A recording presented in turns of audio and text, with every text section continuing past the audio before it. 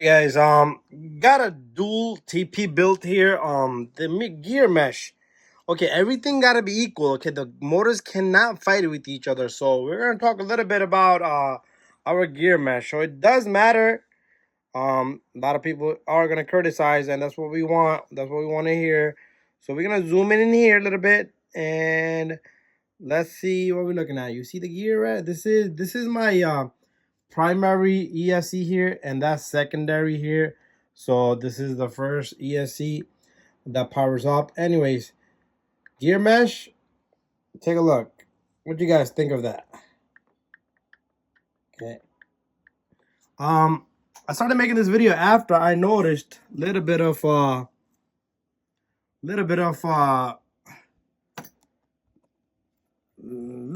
thought of mine, and my mind was going campy. Okay, you see, look at the slack in this.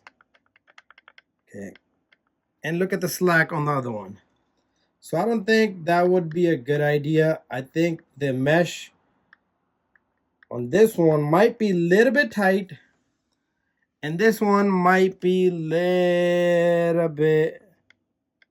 Okay, I think now I'm gonna take my word back. Okay, this might be a little bit loose. So this one might be a little bit tight, and this won't be a little bit. So how do we mesh these guys? Okay, so what I did here was I used a piece of paper. Okay, they both are kind of off to me, and I used a piece of paper because I don't want to go by eye. Okay, I am gonna be going by eye as well at the same time. So what I'm gonna do is I'm gonna try to remesh these by eye, and but I tried a piece of paper so it'd be equal amount of a thickness of shim or spacer going through it. But that's how it came out.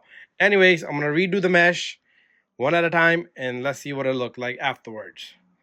Okay, so I redid the mesh. So what I realized was what I want to do here is let's see if I can zoom in a bit. There you go. So if you look at the two gears, you see there's just barely any gap. Okay, there's any, if you look at it right there. So it just a tiny bit of a slack. The two gears cannot be nice and snug to each other. And I did the same. It's hard to see this side, but I did the same thing here. Okay, so what's happening here is you got that movement, just a movement. So pretty much it's a gap in between. So it is able to move back and forth like this. Let me make it like let's say for example this was the teeth here. So it is about able to move back and forth, but it's not like it's stuck in there, you know, it's not like jammed in there. That's what I wanted. And we got a little bit of a ding there. A lot of people like a bigger ding. There you go. I think I'm gonna be happy with that. I'll run it and see what it does. And so well, first of all, this is not a 40 teeth spur there.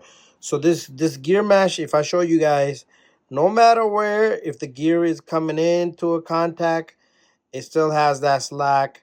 No matter where that gear is, it's always gonna have that free play. So there's no binding on these gears. So even here, so as soon as this gear come to a contact between, and the maximum it can come in is right there. See that right there, that gear right there, the one that's right there in the middle right now. You see it's like shiny right there. It blinks a bit. So that's the farthest it would go, and then it would leave. The gears will leave each other. Then the new gear will come in. So no gear is, it doesn't matter which, if it's coming in or going, or if it's meshed in fully, it's got that slack. Okay, so that's the type of mesh that I'm doing here. So you guys figure your gearing mesh out. So this is my dual motor. So if I don't like that, I can always go a little bit more, but this is perfect to me. And I did the same thing with these gears. Okay, so it's perfectly, both are equally flushed in meshed up gears here. Anyways, hopefully you guys like my video here. Thank you for watching. Don't forget to subscribe, share, and like.